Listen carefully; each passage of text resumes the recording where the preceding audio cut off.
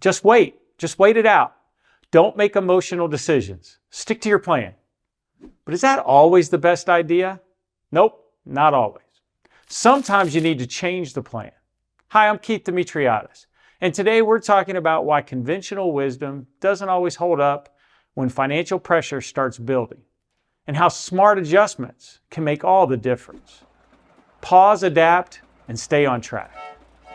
I've always believed that a solid financial plan is one of the best tools for staying focused on your goals, especially when life gets unpredictable. That's why I created my 4D process. Planning helps you keep your eye on the ball. But I also remind my clients that we're building flexibility into that plan. Because no matter how well you prepare, life doesn't always go as expected. And knowing when to adjust is just as important as having a plan in the first place. Let me give you an example of what I mean. When the economy took a dive a few years back, one of my clients, a business owner, made some moves that surprised a lot of people. While most businesses pulled back and put everything on hold, he made targeted changes instead. He paused some projects, but he kept others going, specifically ones that were already profitable or had strong long-term potential. At the same time, he shifted a chunk of his investments to cash. Now, he wasn't trying to time the market.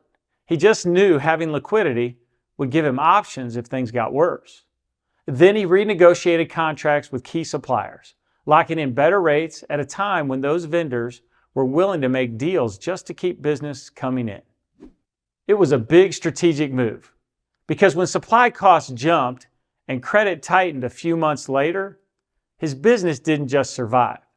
It kept running smoothly while others floundered. Some people question why he didn't just sit tight and ride out an uncertain economy. But I knew better. He wasn't panicking, he was adapting. And that's exactly what kept him stable when others found themselves scrambling. So if it can pay to listen to your instincts, why does conventional wisdom always tell us to ignore them? Well, for one thing, the advice is reasonable, and in many cases it's pretty helpful. After all, our brains are wired in ways that don't always serve us well. When life feels unpredictable, your brain often jumps to emotions like fear and anxiety, which can sometimes be distracting and even unproductive. But that same wiring, the instinct that makes us feel uneasy during uncertainty, can also work in our favor. Our brains are constantly scanning for patterns, even when we're not aware of it. Over time, that pattern recognition helps us spot when something isn't quite right, even if we can't pinpoint the reason right away. Maybe you notice that your expenses are creeping higher, even though you haven't changed your lifestyle. Or maybe you sense that your investments aren't behaving the way they normally do. That uneasy feeling, it's not always panic. Sometimes it's your mind identifying a pattern that's shifting. And that's valuable information. The key is understanding that these instincts are signals, not solutions. Feeling uneasy doesn't automatically mean you should overhaul your plan. But it does mean it's time to take a closer look. Why? Time is not always on your side. If your situation is especially dynamic or time sensitive, procrastination can cost you.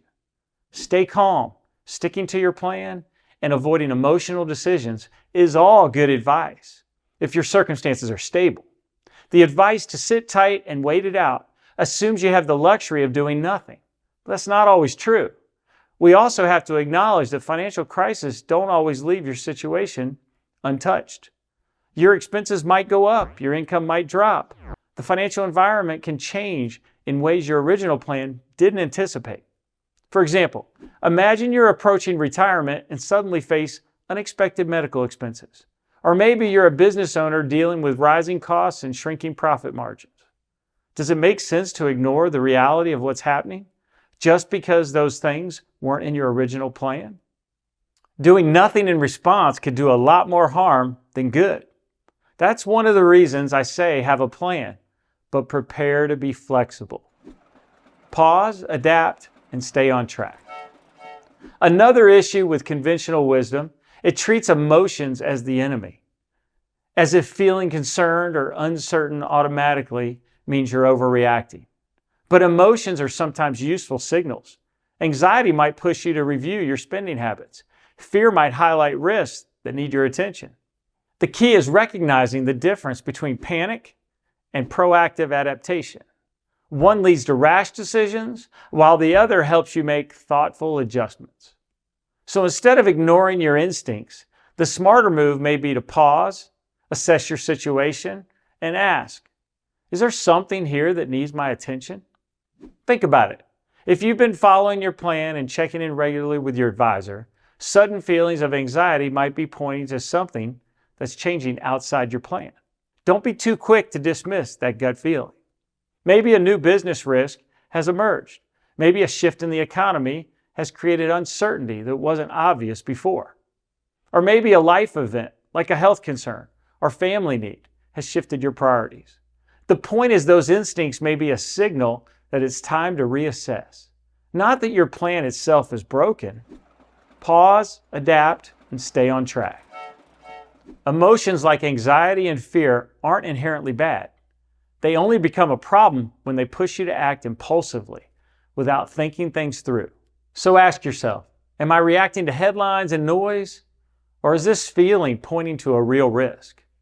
If you feel like there's a legitimate issue, it's important to respond, not overreact. You have to balance caution with clear thinking.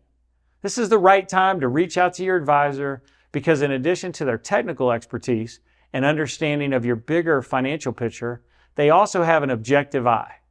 Emotion doesn't color their decision making. Discuss how you're feeling and whether it's a purely emotional reaction or has some basis in facts. Remember, you don't want to make a change just for the sake of change. That gets you nowhere and could actually backfire.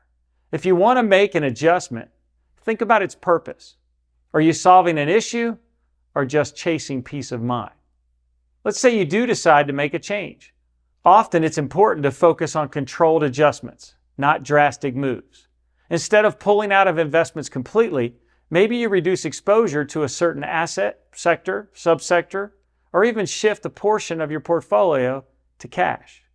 Instead of cutting spending across the board, you may focus on trimming expenses that offer the least value. The goal isn't to abandon your plan. It's just to adjust where it makes sense. The reality is, financial success doesn't come from ignoring your instincts or blindly following them either.